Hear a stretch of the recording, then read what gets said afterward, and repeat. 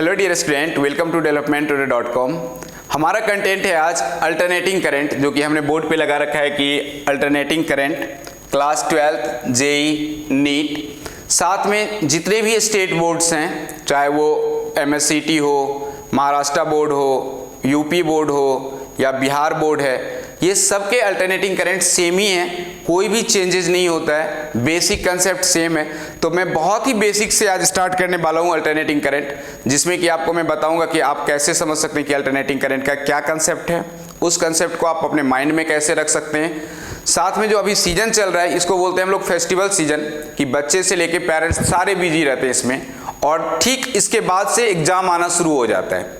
तो जैसे ही festival season खत्म होगा तो सबसे ज़्यादा टेंशन एग्जाम का ही होगा, जो अब एग्जाम पास में है और इसमें स्कोर अच्छा करना है। कौन सा चैप्टर पढूं, करंट पढूं, मैग्नेटिक इफेक्ट ऑफ करंट पढूं, कि अल्टरनेटिंग करंट पढ़ें, कि रोटेशनल डायनामिक्स पढ़ें, कि काइनेमेटिक्स पढ़ें। तो इसके लिए सबसे इंपॉर्टेंट चीज़ है कि आप पढ़ाई कम करें, उससे नहीं लेना देना है। आपको दिन रात पढ़ने की जरूरत नहीं है, जो कि हाँ 4 घंटा पढ़े, 10 घंटा पढ़े, 12 घंटा नहीं। आप क्या पढ़ते हैं, कितने टाइम के लिए पढ़ते हैं, कितना प्रोडक्टिव वो आपके माइंड में रहता है, चीजें आप कितने अच्छे से ग्रैब कर लिए, वो अब ये क्वेश्चंस आएगा हमारे माइंड में बैठा हुआ है, वो टूल्स निकालेंगे और क्वेश्चन बन जाएगा मेरे से। यदि आप ऐसे ध्यान देके पढ़ेंगे तो आपको कम पढ़ना पड़ेगा, साथ में जब एग्जाम आएगा तो आपका परफॉर्मेंस बहुत ही अच्छा होगा, क्योंकि आपने चीज़ों को बहुत डीपली और अंडरस्टैंडिंग के साथ उस चीज़ को रख लिया। तो मैं कोशिश करूंगा आज ये पढ़ाने का मतलब, जो आप एक एक चीज़ को माइंड मैप बना लीजिए और इस वीडियो को ध्यान से देखिए, तो आपको बहुत कुछ आपको समझ में आ जाएगा। साथ में आप अल्टरनेटिंग करंट के बारे में बहुत अच्छे से एक्सप्लेन कर सकते हैं, उसके क्वेश्चंस आप इजीली कर पाएंगे। तो हम स्टार्ट करते हैं अल्टरनेटिंग करंट जो क्या होता है। सबसे पहले हम यह समझेंगे कि डीसी करंट और अल्टरनेटिंग करंट में क्या डिफरेंस है। और आप जैसे इस चीज़ को पढ़ते हैं तो साथ में क्या कीजिए कि इस टाइप के क्वेश्चन को थोड़ा प्रैक्टिस करिए। जब आप क्वेश्चंस करेंगे तो आपके कंसेप्ट और ज़्यादा क्लियर होगा, क्योंकि क्वेश्चंस में आप रिवर्स वे में जाते हैं, क्वेश्चन पूछा क्या है, हमने सीखा क्या है, तो वो टूल्स जब निकालेंगे आप अपने अंदर से, तो हो सकता है कि थोड़ा सा आपको प्रॉब्लम हो, फिर आप बुक पे जाएंगे, फिर आप वीडियो में देखेंगे। तो जब आप ऐसे करेंगे प्रैक्टिस, तो आपके कंसेप्ट बहुत ज़्यादा क्लियर हो जाएंगे। तो सबसे पहले हम सीखते हैं कि डायरेक्ट करंट किसको बोलते हैं और अल्टरनेटिंग करंट किसको बोलते हैं। जो डायरेक्ट करंट है और दूसरा है हमारे पास अल्टरनेटिंग करंट। तो इसमें ज़्यादा कुछ नहीं सीखने की ज़रूरत है। डायरेक्ट करंट के पास फ्रीक्वेंसी 0, ऐसे करंट जिनके पास फ्रीक्वेंसी 0 हो उसको बोल दीजिएगा डायरेक्ट करंट, और ऐसे करंट जिनके पास फ्रीक्वेंसी 0 नहीं हो उसको बोलिएगा आप अल्टरनेटिंग करंट। साथ में आप देखे होंगे कि डायरेक्ट करंट में हम लोग ज़्यादातर सिर्फ रेसिस्टेंस का यूज किए थे, कैपेसिटेंस नहीं लगाए थे, इंडक्टेंस नहीं लगाए थे। जब भी कैपेसिटर लगाते थे तो बोलता था ये ओपन सर्किट हो गया, क्योंकि इसमें से पास ही नहीं करेगा करंट, क्योंकि कैपेसिटर खुद ही चार्ज करेगा अपने आप को। बट जब अल्टरनेटिंग करंट के अंदर रहेंगे तो यहाँ पे आप इंडक्टेंस, रेसिस्टेंस, कैपेसिटेंस तीनों यूज कर सकते हैं, क्योंकि इसके अंदर फ्रीक्वेंसी है। जब ये फ्रीक्वेंसी से इंडक्टेंस मल्टीप्लाई होगा, फ्रीक्वेंसी से जब कैपेसिटेंस मल्टीप्लाई होगा, तो ये सारे रेसिस्टेंस बन जाएगा, क्योंकि ओम्स लॉ कहता है कि I = V/R। तो जो रेसिस्टेंस है वो R तो डायरेक्टली है, लेकिन इंडक्टेंस और कैपेसिटेंस को यहाँ पे रेसिस्टेंस बनाना पड़ेगा, और बनाने के लिए फ्रीक्वेंसी की जरूरत होती है। इसके लिए यहाँ पे हम यूज कर सकते हैं। दूसरा है, इसका वैल्यू जो होगा वो होगा constant. Constant in the sense कि सपोज ये 10 एम्पियर का करंट फ्लो कर रहा है, तो वो थ्रू आउट 10 एम्पियर ही रहेगा, उसमें कोई भी चेंजेस नहीं रहेगा। तो इस तरह से इसका ग्राफ बन जाएगा कि यदि ये I है और ये T है तो इसका ग्राफ कांस्टेंट रहेगा। कांस्टेंट इट मींस, देखिए इसका मैग्नीट्यूड यदि सपोज हमने लिख दिया 5 एम्पियर, तो ये 5 एम्पियर ही टाइम के साथ है, कोई इसमें चेंज नहीं हो रहा है कि नहीं अभी 2 एम्पियर हो गया, अब 3 एम्पियर हो गया, 4 एम्पियर हो गया, ऐसा नहीं रहेगा। वो हमेशा सप्लाई देगा, 5 एम्पियर का ही सप्लाई देता रहेगा। तो ऐसे करंट यदि है आपके पास तो आप बोलिएगा कि ये डीसी करंट है। सपोज हमने बैटरी लेके आया, टॉर्च में लगा दिया, बैटरी खत्म हो गया, दूसरा बैटरी चाहिए। ऐसा नहीं कि उस बैटरी को रिचार्ज करो, फिर से कम हो गया तो वोल्टेज कम हुआ, नहीं, वो उसको आपको फिर से फेंकना ही पड़ेगा, दूसरा बैटरी लेके आना पड़ेगा। लेकिन जब अल्टरनेटिंग करंट के अंदर आएंगे तो उसके अंदर चेंज हो जाता है, क्योंकि यहाँ पे करंट का मैग्नीट्यूड चेंज होता रहता है, और ये हमारा एसी करंट है। अब जरा इस शेप को देखिए, ये एक स्ट्रेट लाइन था टाइम के रिस्पेक्ट में कुछ भी चेंज नहीं है, जबकि यहाँ पे टाइम के रिस्पेक्ट में चेंजेज ही चेंजेज हैं। ये यदि मैं करंट एक्सिस ले लूँ और ये यदि हम टाइम एक्सिस ले लें तो आप डिफरेंट वैल्यू पे देखेंगे कि ये चेंज कर रहा है। यहाँ पे वैल्यू ये है, यहाँ पे कुछ अलग वैल्यू है, यहाँ पे कुछ अलग वैल्यू है, यहाँ पे कुछ अलग वैल्यू है, यहाँ पे कुछ अलग वैल्यू है। यदि ये 0 है, सपोज ये हमने t/2 ले लिया और ये हमने t ले लिया, तो हर एक पॉइंट पे करंट का जो मैग्नीट्यूड है वो भी चेंज हो रहा है, साथ में उनके डायरेक्शन भी चेंज हो रहे हैं। क्योंकि आप देखेंगे तो ये पॉजिटिव पार्ट था और ये हमारा नेगेटिव पार्ट है, तो मैग्नीट्यूड एंड डायरेक्शन दोनों ही चेंज हो रहे हैं करंट के। यदि ऐसे करंट हैं और साथ में फ्रीक्वेंसी है तो हम लोग बोलेंगे कि ये अल्टरनेटिंग करंट है। तो सिर्फ दो बात याद रखना है, डीसी करंट के पास frequency 0, magnitude constant. Alternating current के पास फ्रीक्वेंसी नहीं 0, इसके पास फ्रीक्वेंसी है, साथ में ये टाइम के साथ वेरी करेगा, टाइम के साथ ये वेरिएशन में रहता है, इसकी मैग्नीट्यूड और डायरेक्शन दोनों ही चेंज होते हैं। ऐसे करंट को हम लोग बोलते हैं अल्टरनेटिंग करंट। साथ में आपने बोला सर इस तरह से ही क्यों बनाया इसका इक्वेशन? ये कर्व हमने इसलिए ऐसा बनाया कि ये फॉलो करता है इस कर्व को। यदि आप देखेंगे, थोड़ा मैथ्स का भी ध्यान लगाएंगे तो ये कर्व और y = sin थीटा का जो कर्व है वो दोनों ही सेम नेचर के होते हैं। ये हमारा y = sin थीटा का कर्व है, और ये जो कर्व ऊपर वाला है इस कर्व को बोलेंगे हम लोग I I0 sin ωt। Alternating current जो नेचर के होते हैं वो साइनसोइडल वेव होते हैं। साइनसोइडल वेव, तो इससे पहले थोड़ा मैं वेव को डिफाइन कर देता हूँ। जो वेव क्या होता है? वेव होता है कि एक पार्टिकुलर टाइम पे जो डिस्टरबेंस अकर हुआ है उसको बोलते हैं हम लोग वेव। चाहे वो डिस्टरबेंस ऐसे समझ सकते हैं कि समुद्र में बार बार वेव आता है, तो एक वेव आया, फिर दूसरा वेव आया, फिर तीसरा वेव आया, और उनके जो टाइम इंटरवल होते हैं आने का वो बहुत फिक्स रहता है। देखेंगे एक वेव आके गया, दूसरा वेव फिर आ गया, फिर तीसरा वेव आया, फिर चौथा वेव आया। तो ये जो डिस्टरबेंस आ रहा है उस हवा के कारण समुद्र के अंदर, उसको बोल दिए वेव। आप ऐसे समझ सकते हैं कि वो डिस्टरबेंस ऐसा भी हो सकता है कि एक बड़ा सा प्लॉट है, खेत है, उसमें कुछ फसल लगे हुए हैं, हवा आया तो सारे फसल एक साथ झुके, जैसी हवा कम हुआ फिर से खड़े हो गए, तो वेव है। एक्चुअली वो वेव ऐसा है कि अपने मीन पोजीशन से वो डिस्ट्रैक्ट नहीं होता है। जहां पे उसकी जड़ थी, जमीन था, जहां पे उसके पेड़ थे, वो वहां पे ही रहा। उससे जस्ट क्या हुआ, वो जब वेव आया तो उससे आगे और पीछे गया, लेकिन वहां से वो डिस्ट्रैक्ट नहीं हुआ। समुद्र में भी जब पानी आता रहता है तो वो आता जाता है, लेकिन जहां पे समुद्र रहता है वहीं पे रहता है। तो ऐसे जो नेचर्स होते हैं उसको बोलते हैं हम लोग वेव। ऐसे सोच सकते हैं कि मंदिर में हम लोग खड़े हैं टेम्पल में और लाइन लगा हुआ है, पीछे से कोई लाइन में धक्का दे दिया, सबको लगता है कि गिर जाएंगे, लेकिन गिरता कोई नहीं है, फिर से वो स्टैंड हो जाता है इस तरह से। तो उस टाइप का जो डिस्टरबेंस होता है एक पार्टिकुलर टाइम में, उसको हम लोग बोलते हैं वेव। तो यहाँ पे भी जो करंट का डिस्टरबेंस है, अपने मीन पोजीशन से वो ऊपर जा रहा है, अपने मीन पोजीशन से वो नीचे जा रहा है, लेकिन मीन पोजीशन का जगह चेंज नहीं हो रहा है, तो इसीलिए इसको बोल देंगे हम लोग साइनोसॉइडल वेव। क्या बोलेंगे इसको? Sinusoidal wave. So sinusoidal wave है ये।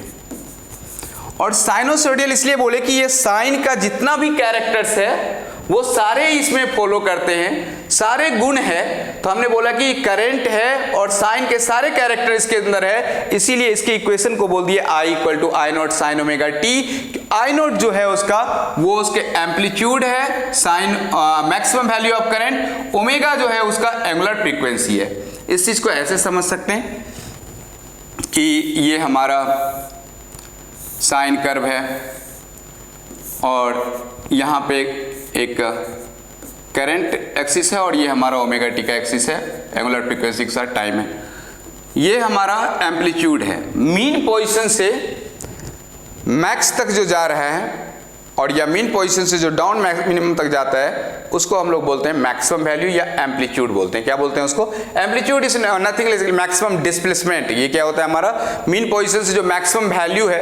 अब मीन पोजीशन क्या है? तो ये हमारा मीन पोजीशन है 0, और इसका जो वैल्यू है यहाँ से, ये मैक्सिमम वैल्यू है हमारे पास I0। मैक्सिमम वैल्यू है इसका I0। मिनिमम वैल्यू जो है ये है इसका -I0, और ये है हमारा ओमेगा टी। और इस इक्वेशन को बोलेंगे I is equal to I naught sine omega t.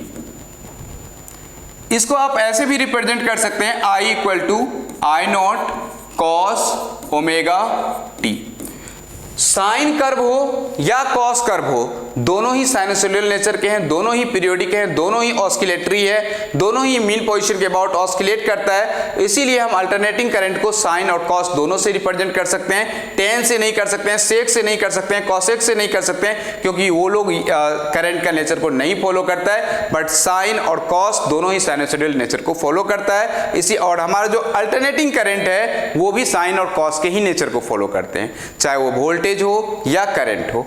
अब इसके जो कुछ टर्म्स हैं, जैसे कि I equal to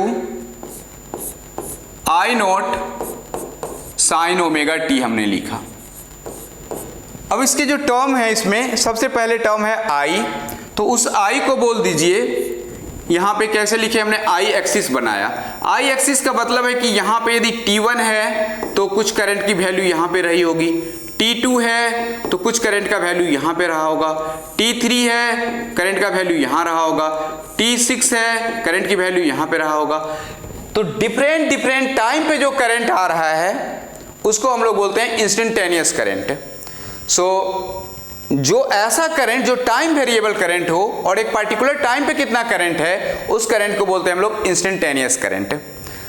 instantaneous current को आप ऐसे भी समझ सकते हैं कि एक पार्टिकुलर टाइम पे आप क्या वर्क करते हैं, दैट इज वो इंस्टेंटेनियस वर्क हो गया आपका। सपोज आप बाइक चलाते हैं और आप बाइक लेके घर से निकल गए 9 बजे, जो आप कॉलेज जाना है आपको।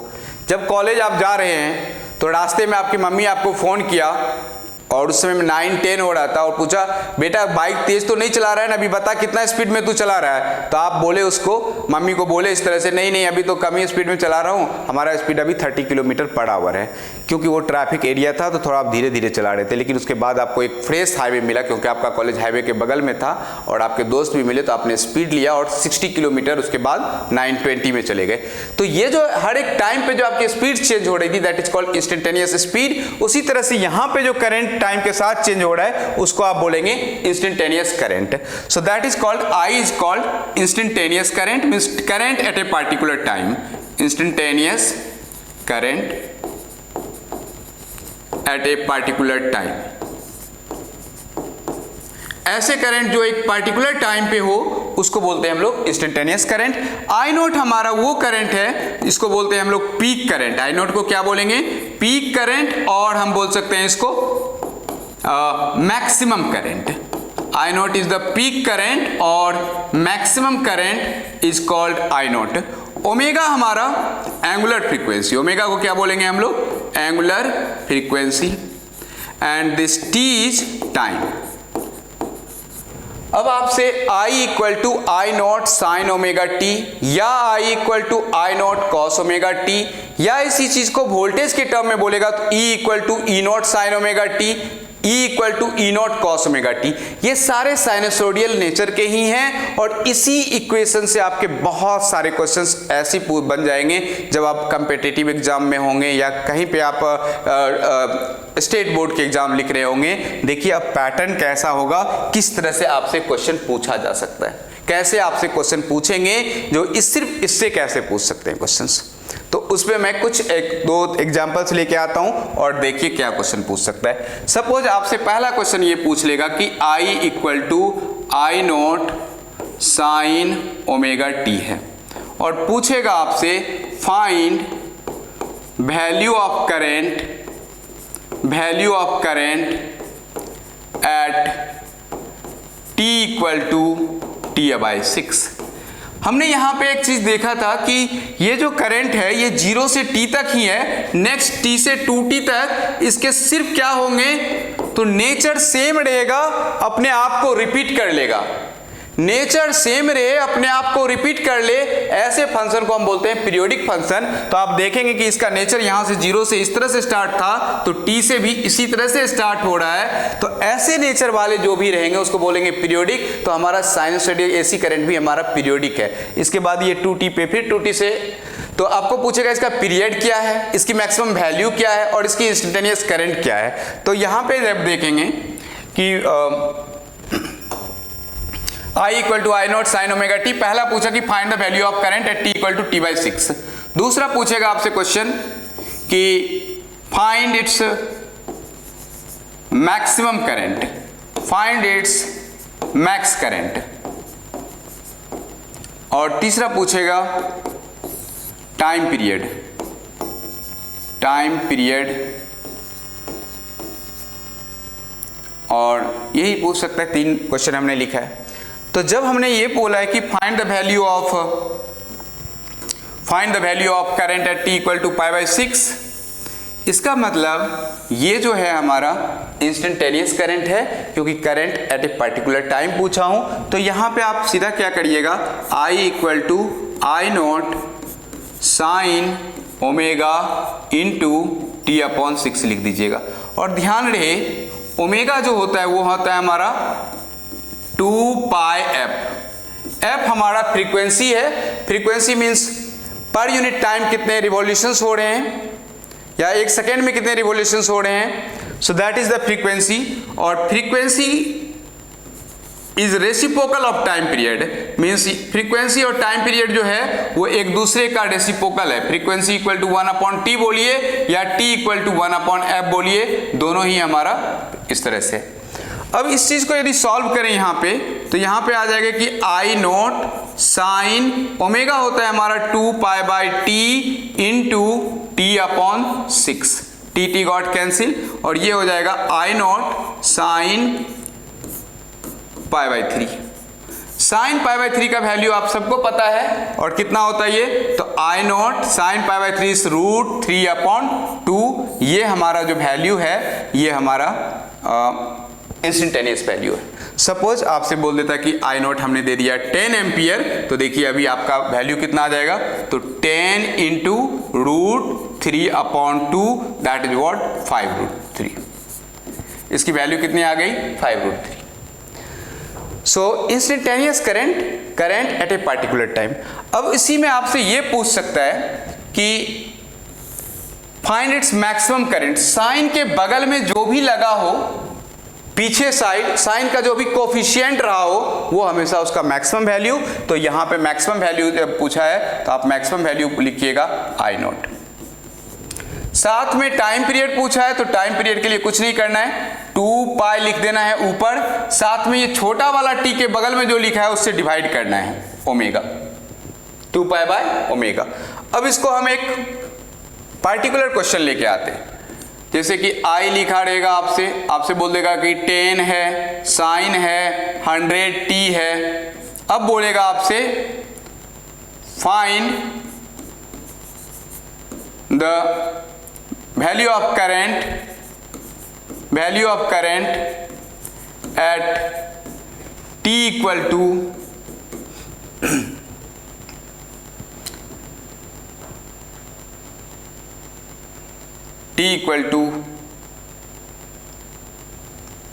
पाई अपॉन 200 और पाई अपॉन 300 लिख देगा, t equal to pi upon 300।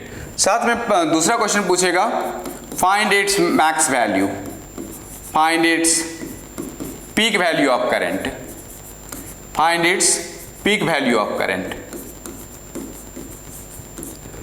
और तीसरा पूछेगा find its time period, find its time period। जैसे ही ये क्वेश्चन दिखेगा आपके दिमाग में सबसे फर्स्ट चीज स्ट्राइक करना चाहिए, जो ये करंट का इक्वेशन साइन के साथ लिखा है, तो ये अल्टरनेटिंग करंट है। और अल्टरनेटिंग करंट को हम जो रीड करते हैं वो करते हैं I equal to I naught sine omega t. तो यहां से रीडिंग ऐसे स्टार्ट करेंगे, I equal to I naught sine omega t. अब जरा ध्यान से सोचिए, आई नॉट क्या हो गया हमारा, साइन के बगल वाला, मीन्स मैक्सिमम वैल्यू कितना है यहाँ पे, I naught is equal to 10 ampere. तो ये दूसरा का आंसर यहाँ पे रेडी है। अब हमें पूछा है find the value of current at t equal to, particular time बोला है ना, पाई अपॉन 300 पे पूछ लिया है। जब आपको पार्टिकुलर टाइम पे पूछा है, उस टाइप के करंट को आप बोलिएगा इंस्टेंटेनियस करंट है, और इसकी वैल्यू निकालना इजी है। आई रख देंगे, आई नॉट कितना है हमारे पास 10 साइन ओमेगा, ओमेगा कितना है हमारे पास 100 इनटू इस स्मॉल टी के बदले में हमें पाई अपॉन 300 दिया हुआ है, तो हम इसको कैंसिल करा लेते हैं और ये लिख देते हैं 3। अब यहां पे आ जाएगा 10 साइन पाई बाई 3 और इसकी वैल्यू जो होगा वो होगा 10 इंटू साइन पाई बाई 3 होता है हमारा √3/2, तो ये आंसर आ गया 5√3। इसी में आपसे पूछेगा कि find the peak value of current, तो वो पीक वैल्यू पीक तो हो गया, find its time period. Time period लिखने के लिए सबसे इजी है, टी लिख लीजिएगा, साइन हो कॉस हो हमेशा 2π ऊपर लिख लीजिएगा, और ये छोटा वाला टी के बगल में जो लगा हो कोफिशिएंट उसको नीचे लिख लीजिएगा, क्योंकि टाइम पीरियड होता है t अपॉन 2π अपॉन ओमेगा, तो ओमेगा ही तो है ये 100 और ये 2 से 50, तो ये टाइम पीरियड आ गया इसका पाई अपॉन 50। टाइम पीरियड कितना आ गया? Pi upon 50। ठीक है, तो ये हमने एक साइन का कर्व लिया, साइन का इक्वेशन लिखा एक करंट का, उस इक्वेशन में हमने सीखा कि मैक्सिमम वैल्यू ऑफ करंट क्या है, टाइम पीरियड क्या है, ओमेगा क्या है। हाँ, यहां से आप एक कोई और क्वेश्चन पूछ सकता है, बोलेगा कि फाइंड इट्स लीनियर फ्रीक्वेंसी। इसी क्वेश्चन में पूछता आपसे कि find it's linear frequency, find its frequency बोल देता, सिर्फ लीनियर नहीं बोलता, सिर्फ फ्रीक्वेंसी बोल देता, तो आपको बहुत इजीली है ये। ओमेगा आपको कितना दिया हुआ है? ओमेगा दिया हुआ है आपको 100, तो आप 100 लिख लीजिए, और इस ओमेगा को आप लिख दीजिए 2π f is equal to 100, this f is equal to हो जाएगा 100 डिवाइड बाय 2π, और ये हो जाएगा हमारा answer f equal to 50 upon π। ये हमारा लीनियर फ्रीक्वेंसी आ गया। तो पहला चीज समझिए कि हम लोग साइनसोइडल है। इक्वेशन ऑफ करंट याद रखने के लिए तरीका है कि I equal to I naught sine omega t, I naught is the peak value, sine omega क्या है तो हमारा एंगुलर फ्रीक्वेंसी, उसी ओमेगा को क्या बोलेंगे 2π f। टाइम पीरियड निकालने के लिए 2π अपॉन ओमेगा, और पीक वैल्यू साइन का जो कोफिशिएंट है वो पीक वैल्यू, और इसको बोलते हैं हम लोग इंस्टेंटेनियस करंट, जो t equal to pi upon 300 दिया हुआ है। आपको इस तरह से भी क्वेश्चन पूछ सकता है कि I इक्वल टू दे दे 4 sine 50π t plus 3 cos 50π t। अब यदि ऐसे क्वेश्चन से आपसे पूछेंगे, अब तो एक ही नहीं है, अब 2 कॉम्बिनेशन में आ गए, अब पूछेंगे आपसे find its peak value of current, peak value of current. तो जरा सोचिए और बताइए, यदि ये सिर्फ एक इक्वेशन होता, 4 साइन ओमेगा टी होता तो 4 हो जाता, 4 साइन 50t होता, या 3 कॉस 50t होता तो 3 हो जाता, लेकिन जब आपको एडिशन दिया हो साइन कॉस का, तो पीक जो निकालना है उसके लिए लिख लेना है आपको I नॉट, स्क्वायर रूट लगाना है, इसके जो बगल में है कितना है 4, साइन का कोफिशिएंट 4 का स्क्वायर लिख देना है, कॉस का कोफिशिएंट 3 का स्क्वायर लिख देना है, ये 4 का स्क्वायर होगा 16, 3 का स्क्वायर होगा 9, 16 प्लस 9 होता है 25, और आंसर आ जाएगा आपका 5 एम्पियर। पीक हो गया ये। किसी पार्टिकुलर टाइम पे पूछा है इंस्टेंटेनियस करंट कितना होगा, तो आपको कुछ नहीं करना है, t इक्वल टू सपोज हमने बोल दिया कि एट t इक्वल टू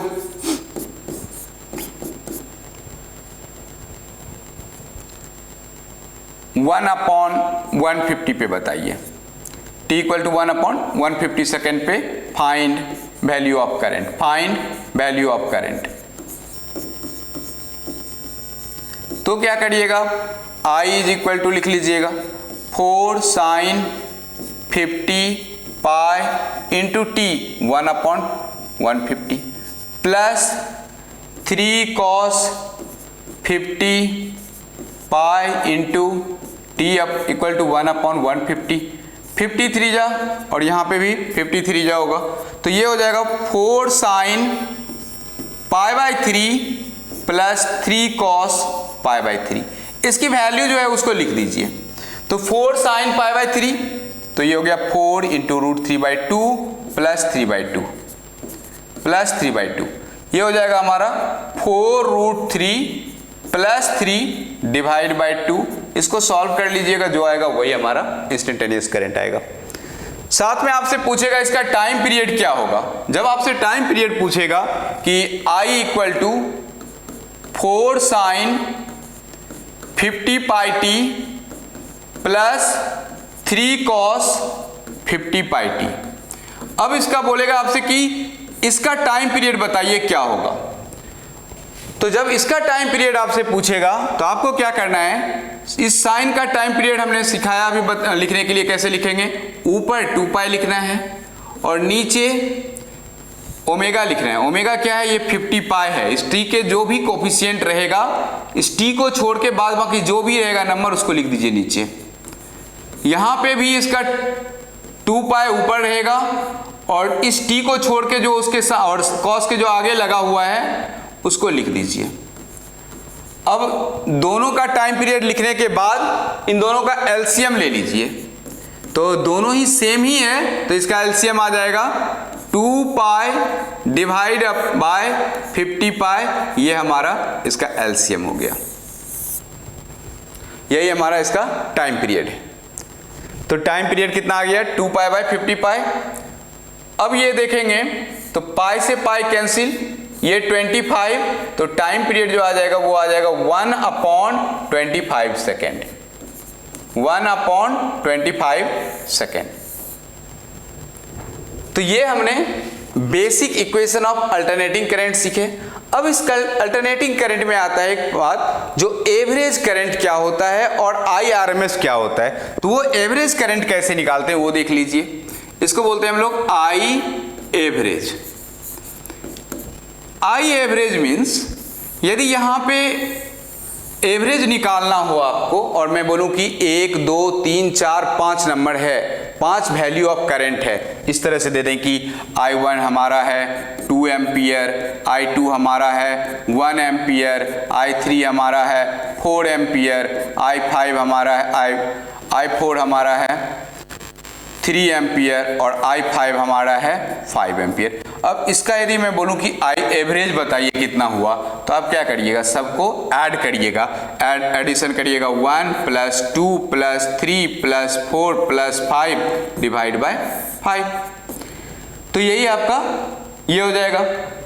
और या तो इसका एवरेज आएगा 1 + 5 6/2, इसका आ गया 3 आ गया, क्योंकि सबको ऐड करेंगे तो आप 15 होगा, 15/5 3 होगा। लेकिन यहाँ पे तो ऐसा दिया नहीं है, क्योंकि ये तो एक वेव में चल रहा है, यूनिफॉर्मली चल रहा है, हर एक टाइम पे अलग अलग है, लेकिन ये नहीं पता कि कितना कितना है। तो जब भी आपको ऐसा वाला ग्राफ दिखे जो कि एक फिक्स शेप में नहीं है, कर्व शेप में है, तो उसका जो एवरेज निकालते हैं वो एवरेज निकालते हैं हम लोग इंटीग्रेशन से। इंटीग्रेशन का मतलब होता है एरिया अंडर कर्व। तो यहां पे यदि हम देखेंगे, यदि यहां पे हम बात करेंगे तो इसका एवरेज करंट जो होगा वो एवरेज करंट यदि फर्स्ट साइकिल में पॉजिटिव है, सेकेंड साइकिल में निगेटिव है और ये 0 से लेके टाइम पीरियड t तक है, तो इसका एवरेज हो जाएगा 0, क्योंकि first half positive, second half negative, जब ऐड करेंगे तो 0 हो जाएगा। तो आपको क्या लिखना है कि average value of alternating current over A complete cycle,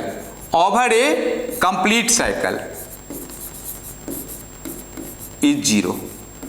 over A complete cycle का मतलब हुआ एक टाइम पीरियड में इसकी जो एवरेज करंट की वैल्यू है वो है 0। सपोज आपसे क्वेश्चन पूछ लेगा कि I = 2 sin 100t का बताइए कि एवरेज वैल्यू ऑफ करंट क्या है, तो आप क्या बोलिएगा, I एवरेज यहाँ पे क्या है 0 है, यहाँ पे I एवरेज कितना है 0 है। सपोज आपसे ऐसा दे देगा कि E = 200 sin 400t है, average value of current voltage कितना है, तो आप क्या बोलिएगा 0 है, क्योंकि ये सारे क्या हैं एवरेज वैल्यूज। इसका 0 हो गया और इसका भी क्या हो गया 0 हो गया।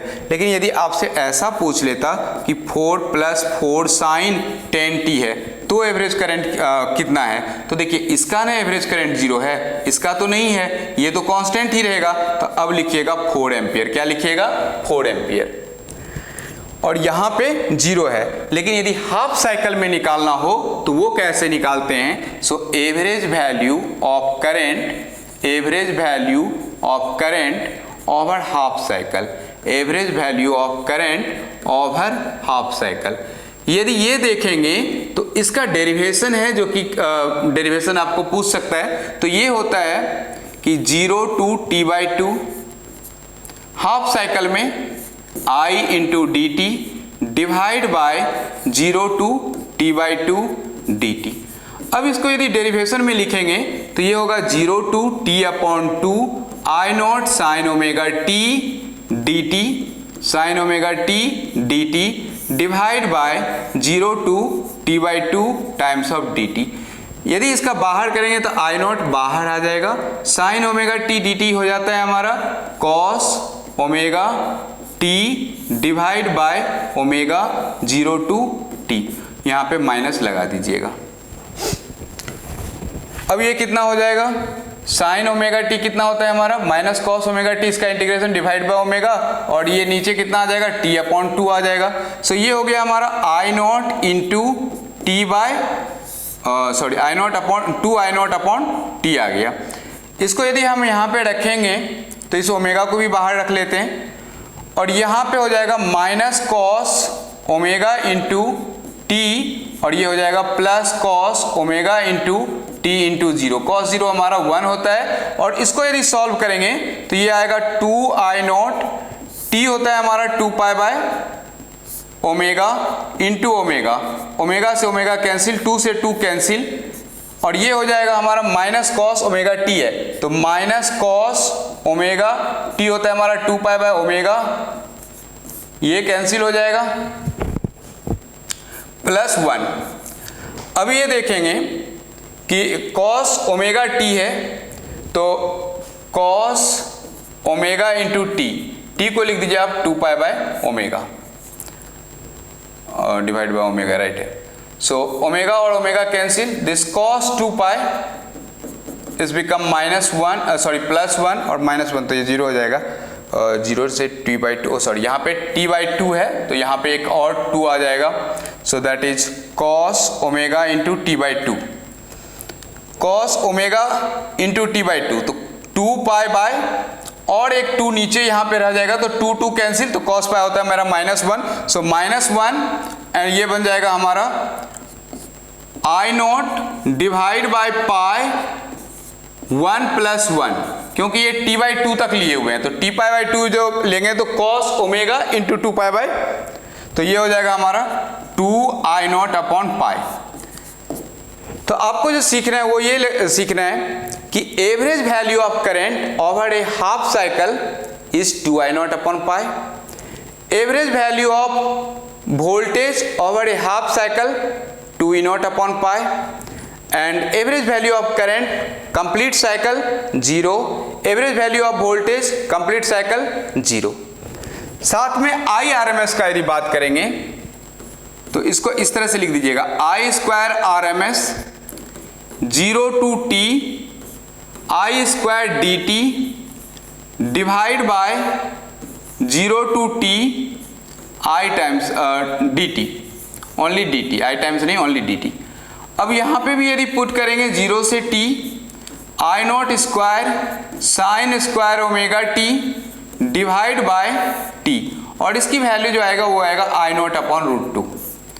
तो आपको ये याद रखना है कि IRMS जो होता है वो होता है I नॉट अपॉन √2, और I एवरेज जो होता है वो होता है हमारा 2 I naught upon pi. Suppose आपसे एक IRMS दे देगा और I एवरेज पूछ सकता है, तो उसको कैसे करेंगे ये देख लीजिए। I average 2 times of I naught upon pi, IRMS I naught upon √2, दोनों को आप क्या करिएगा डिवाइड कर दीजिए, तो IRMS divide by I average is equal to I naught divide by √2 into pi divide by 2 I naught. So I naught got cancel, this IRMS divide by I average is equal to pi upon 2 √2। This is IRMS equal to pi upon 2√2 into I average, यही हमारा current का value आ जाएगा। I R M S equal to pi upon 2√2 into I average. I average जो रहेगा उसमें पाई upon 2√2 से multiply करेंगे तो वो हमें आई आर एम एस दे देगा।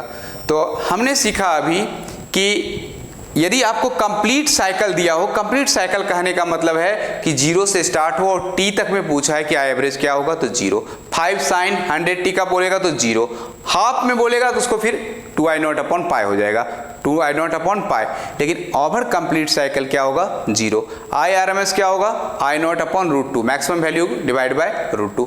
तो हमने आज सीखा अल्टरनेटिंग करंट के लिए इक्वेशंस, उनके आई नोट क्या होता है, इंस्टेंटेनियस करंट क्या होता है, टाइम पीरियड क्या होता है, आई एवरेज क्या होता है, आई आर एम एस क्या होता है। नेक्स्ट जब हम लेसन लेके आएंगे तो उसके बारे में हम सीखेंगे कि फेजर डायग्राम किसको बोलेंगे, उसमें प्योरली इंडक्टिव सर्किट क्या होता है, प्योरली रेसिस्टिव सर्किट क्या होता है, प्योरली कैपेसिटिव सर्किट क्या होता है, combination of L C R, L C, C R, R C, ऐसे सर्किट्स के कैसे हम लोग देख सकते हैं, उसका पावर देखेंगे, पावर क्या होता है, फिर रेजोनेंस देखेंगे। तो नेक्स्ट लेसन में हम वो लेके आने वाले हैं। So thank you so much. यदि आपको ये लेसन्स अच्छे लगे तो शेयर करिए, सब्सक्राइब करिए और आइकन बटन को दबा दीजिए। Thank you so much.